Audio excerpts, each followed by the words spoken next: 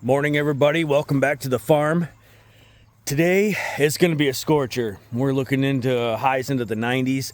So we are up bright and early, and we've got to get some harvesting done out in this garden today before it gets too hot. So our plan is to get as much harvested as we can and get it inside so we can deal with it there rather than having to deal with it outside. I think we're gonna maybe try to get some stuff canned today. We'll see, weather permitting. So first on the agenda is this massive ball of weeds. As you can see, this is my nice little row of weeds right here, which is actually my potatoes. And in the last video you guys seen, I had sporadic potatoes all over the garden. Those that are interweaved within the tomatoes are probably going to stay until the tomatoes are pretty much done, because I don't want to mess with the root system on the tomatoes. But this whole row here and the small section over there, we're going to get dug up right now. So let's get digging potatoes. I have not even peeked at these. I don't know what to expect. I didn't have as good as germination this year as I usually do. So we'll just see. We'll see what we get here. But let's get digging. We also have some things over in this row behind me here that we need to take care of today too. If I let it go much longer, I'm afraid it's going to wilt, especially with the temperatures that we're getting right now. So let's get to digging some taters. All right, so this is the problem with potatoes, especially if you let them go too long, is they get all dried up and you can't see where the plants are actually coming out of the ground. I know how I planted them, so I know they're about a foot apart in 2 rows all the way down this bed. So you kind of just got to find the stalk and dig around there. Ooh, wow, that's a bumper crop there. Well, there's not bad. Oh, yeah. Them are eater taters, for sure. So what we're gonna do, we're gonna pull all these taters off and we're just gonna leave them on top of the ground right now. And you always wanna check your hole, because there's always a tater that takes off side to side somewhere. Just the one, huh? Oh, there's one.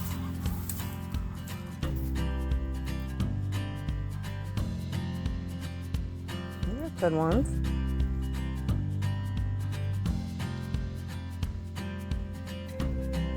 So we're going to continue down this row here, and then we'll kind of take a look, see what we got, and reflect back on that.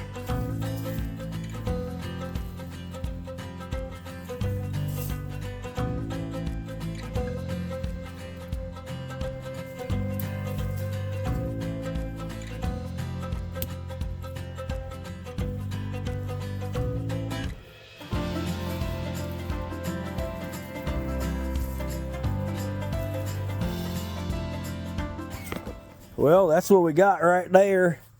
Not too bad. What do you think, Candace? First impressions? I was hoping for a little more, but I guess that's pretty good since what we had growing. So. Yeah. Well, if you remember, last year we had most of our potatoes get eaten by, I think it was a mole. I don't know. Everybody seems to think we got gophers out here, so I don't know. Regardless, something ate almost all our taters last year, and we didn't get very many at all. So I think some of these are huge. Check this out. Yeah, those big ones are impressive. You don't usually have ones like that. Yeah, I mean, look at that potato, guys. That thing's huge. So a lot of them are real big like that. This year I only planted Yukon Golds in this row. Now I have all these volunteer potatoes everywhere. I don't know what those are, but usually before I'd only plant Yukon Golds or Pontiac Reds. So we're gonna pick this little patch right here. These were volunteer potatoes. We're gonna go through here, pick these guys out. We might get some reds in there, we'll see.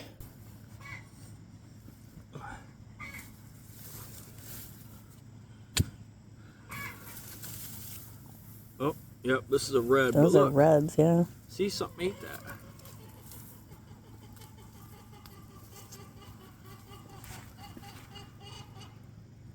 That's how our potatoes were last year, but see, we had more moles right here.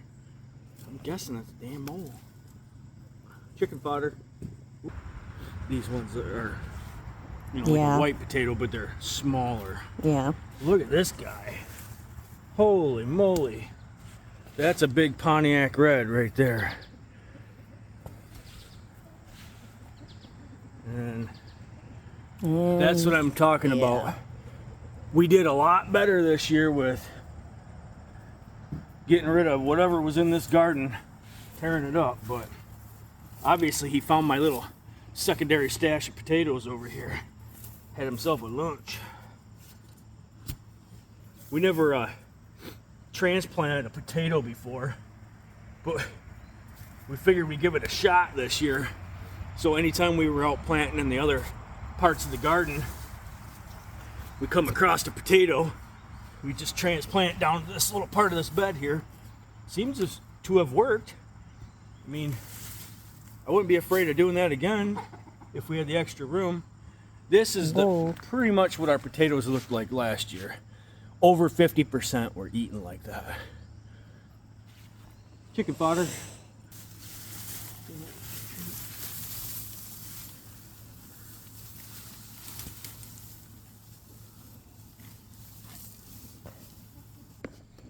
All right, that's what we got for our extra taters there. Not too terrible. That's a huge Pontiac red right there. All right, so what we're gonna do is we're gonna let all these potatoes cure. We're just gonna let them set on top of the dirt right out in the garden. We're gonna leave them here probably for a week. I wanna get that outer skin hardened up on them. Since some of these are really, really huge, we are gonna just save some of these for fresh eating. So we'll put up in a cool, dark place, and then we can eat on them for a few months. They're not going to last forever, but I can probably get a couple months out of these guys. And we're going to preserve most of these a different way as well. I'll take you along when we do that. But right now, we're going to transition from harvesting potatoes to this. This is our celery. We've had this bleaching out for a few weeks now, I believe, and some of it's getting where the leaves are starting, the smaller leaves are starting to kind of get a little funky there. So obviously this is a lot of celery. We're not going to take all of this at one time, but I am going to start kind of weeding through this process, and I believe I'm going to give some away as well. So always like doing that. We're going to cut some of these. We're going to cut these file folders off, and we're going to show you guys the bleaching process. I was skeptical of the tape. That was not a problem at all. That tape really held.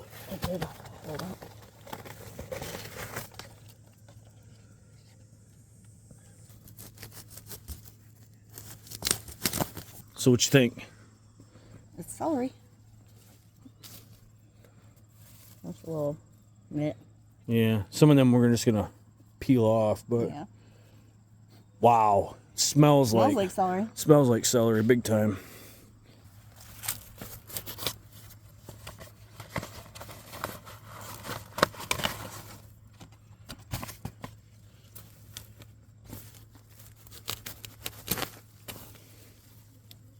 There we go. The proper way to cut a stalk of celery. Yeah, that obviously. You know, let's peel a couple of these bad guys off, but.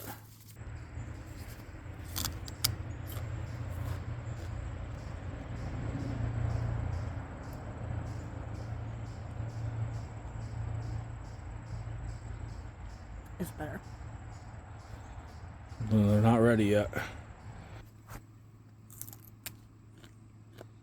They're just not as crispy As the store? as the other ones. Yeah, are they bitter? No, not real bad.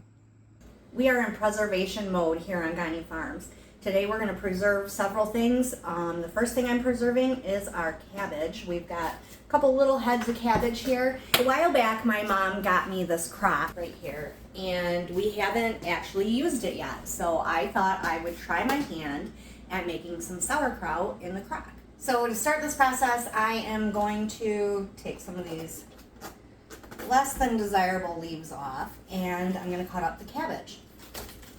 So Candace wants to try this shredder on the food processor, which I told her is not going to work. We're going to try it.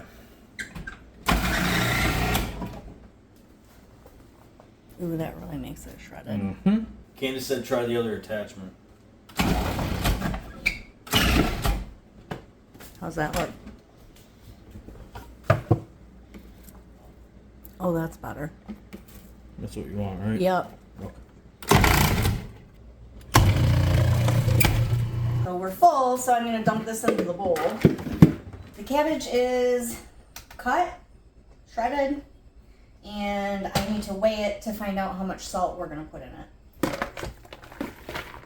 2 pounds and 8 ounces, so we're going to figure out how much salt we need. So we're going to put the cabbage into the crock, and we're going to do a little bit at a time and add a little bit of salt at a time. And I have to figure out something to use as a tamper because I don't have one of those. What kind of salt you got there? Got me some kosher What? salt. How do you say that? Kosher salt. No, you gotta say it. Kosher.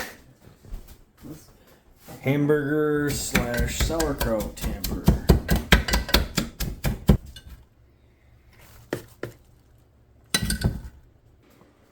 We've got weights that go on top.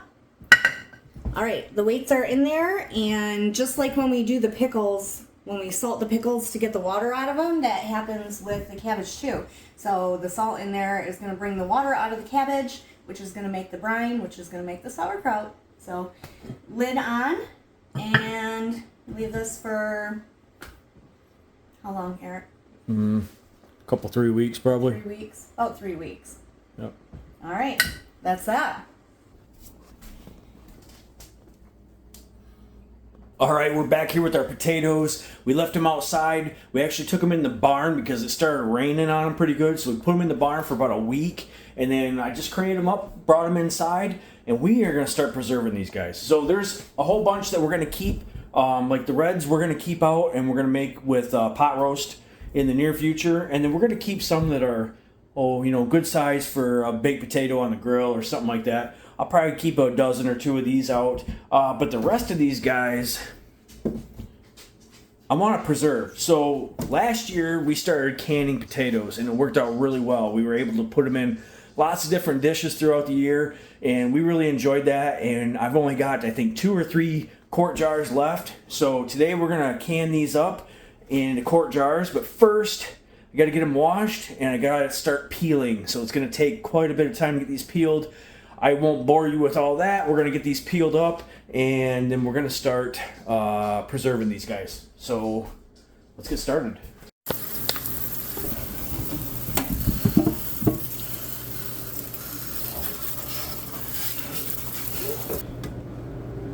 That's a big tater, guys. Look at that guy. That guy's pretty good size too. I had to check here. Let's see what this guy is. 1 pound, 1.5 ounces. 1 potato. Let's see what that guy is. 15 ounces. Let's see what the snowman is. 15.8 ounces. It's almost a pound. I got this thing of potatoes all peeled here. I got them into a bowl and I'm gonna get these cut up and put into jars. I can only put 7 quarts in my canner. That's probably gonna be close to 7 quarts. I'm gonna get at least 7 quarts done, get my canner going, come back and continue to peel some of the smaller guys here.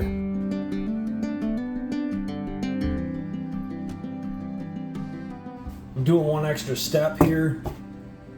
I'm just dicing them, putting them into a little bowl over here, and then I'm gonna give them a good rinse and try to get some more of that starch off before we go to put them in the jars.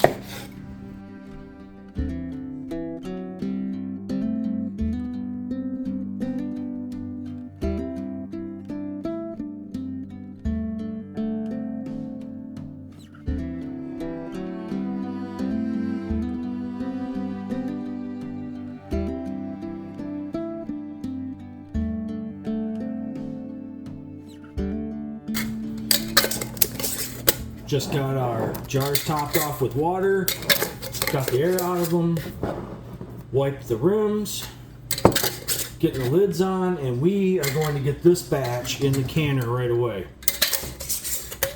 Looks like we're going to have 2, maybe even 3 batches here. All right, we got our 7 quarts of potatoes in the canner. We got our water in the canner, lemon juice, fire's going. Potatoes are in the canner, so I'm gonna let this heat up and I'm gonna go back inside and start peeling more potatoes so we can get that second batch going as fast as we can. Well, we got a little system going here. Seems to be working out well. So we did get a weight on all these potatoes. I have to subtract the weight of one of these milk crates out there off our total, but I'll show you guys the total weight of what we got, and then we'll also have a count on how many jars of potatoes we got as well. Well, I was hoping for a little bit more quantity on the potatoes, but the size of them were huge, so I think that kind of made up for it. And like I said when I was digging, I had a real hard time getting germination for this year. For whatever reason, I have never had that problem before, but not all of the plants came up. So that's just what happens. We had a lot of volunteers out in the garden as well, and there's a whole bunch out there that I still haven't dug yet, because they're the ones that are right in between all the tomato plants that are out there. I don't want to disturb the tomato plants until we get done picking all the tomatoes off them. Once I get those all picked, I'll go through and dig up those extra volunteer potato plants out there too. So we'll probably get another couple, 3-4 quarts of volunteer potatoes, which will be excellent. So this is our first batch. We're gonna set this, we're gonna shut this down, and we're gonna let this decompress. And then we're gonna go and get another batch ready to go and get it in the canner.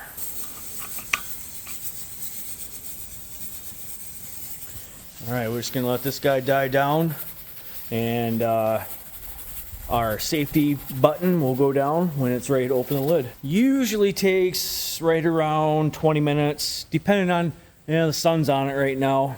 It might stay a little bit warmer. It's cool out today, and that's nice because I kind of got tired of canning in 90-degree heat.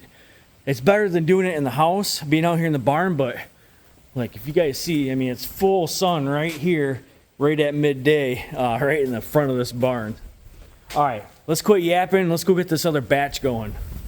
All right, our knob is down. We're decompressed, and I'm gonna pop this lid and we're gonna take a look at these potatoes right now.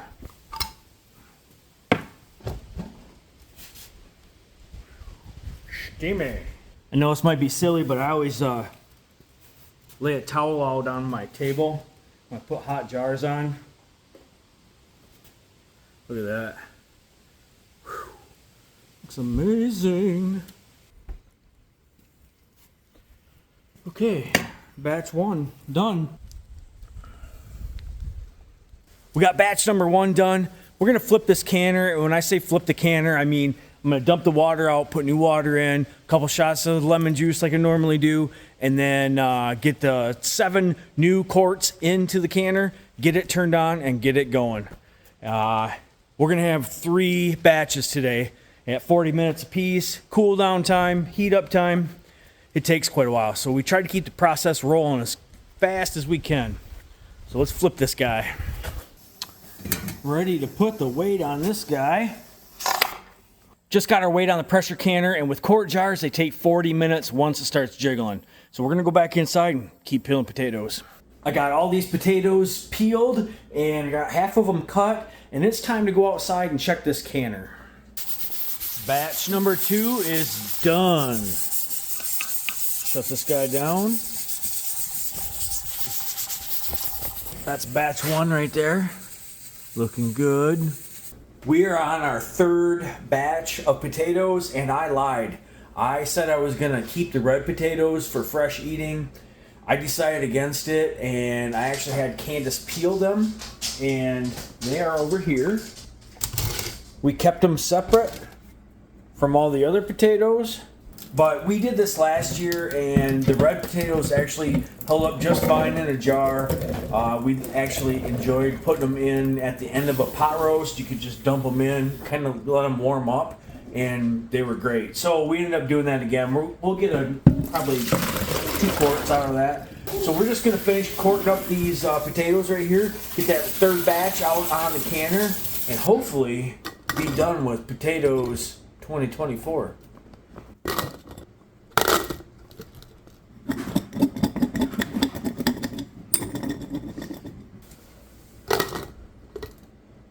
We got our jars topped off here. We're just putting the rings on. And quick tip for you is, these two quarts over here are red potatoes, and we're just gonna write on the tops, red.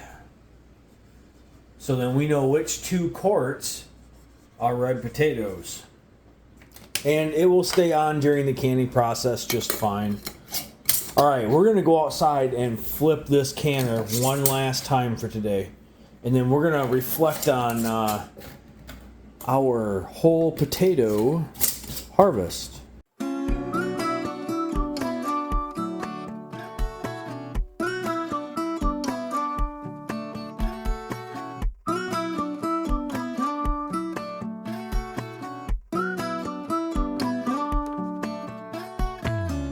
Third batch is done. Popping the lid. Oh, look at that. Okay. Ooh, it smells yummy. Yeah, it smells like taters. Potatoes. Well, this year we moved our potatoes to a different row, so they were in a whole new row. We planted different potatoes than we did before. I think last year we planted Kennebecks and Pontiac Reds. Pontiac Reds, and this year we planted more of the Yukon Golds. And they seem to do fantastic. We've got a lot more this year than we got last year. And the potatoes were a lot bigger. Yeah, we didn't get as many quantity-wise, but we did get, you know, the weight of them. I actually weighed some when you were not on camera. I took some of the very big ones. Some of them were over 1 pound per potato. Per potato. There was like 3 or 4 of them that were like that. They were really quality. Yeah. Quality And then was good. last year we had such a problem with pests getting in there and eating them. We did have a good quantity. We had a good yield last year, but they just got were all eaten eaten up up. bad. So this year we hardly had any. We didn't have any eaten up in the new potato row, where I was really concentrating on catching any critters around there. Setting mole traps. Yeah. Up front where we put our volunteer, there was a lot more moles up in that area, a lot more critters. And we did have a few that were, Popping. good sound right there. We did have a few up front that got eaten. Just a couple. Yeah, not too bad. So I think that's really working out well. I'm happy this year with what we got. We ended up, I did weigh everything, and we got 33 pounds of potatoes, which I think last year I know the year before, I think we had 50. I think. You know you think. I know the year before that we had 50 pounds, and then last year we had a little bit less because of the critter damage. So this year I'm happy with what we got. We got a little pop going on there. So we got 18 quarts of our Yukon Golds and 2 reds. 2 of the Pontiac Reds, and then I actually kept out 14 probably fist-sized potatoes just for fresh eating that we'll eat on the next few weeks here. So yeah, all in all, very happy. I'm glad you guys got to come along with us, see what we got to harvest, see what we planted. I'll make sure to link our videos throughout to kind of so you guys can go back and see what we did at the beginning of the season and kind of throughout the whole growing season here at Gagne Farms. Another thing I wanted to mention is Lisa over at Yogi Hallow Farm has a collaboration going on. It's hashtag Preserve Fresh, and it's basically just everybody preserving things throughout the last part of summer here, first part of fall. Basically trying to keep, put up all the veggies that you can for, basically a year. So that's all the things we do around here is That's our goal. Try to put up everything. So I just want to put that out there. You guys go check that out. There's a whole bunch of people on there. It's open to anybody. So if you guys are content creators yourselves and you want to put something out there, feel free. Contact Lisa. Awesome lady. She will help you out. She will get you involved. And I encourage you to do so. So thanks again. And we will catch you On the next one.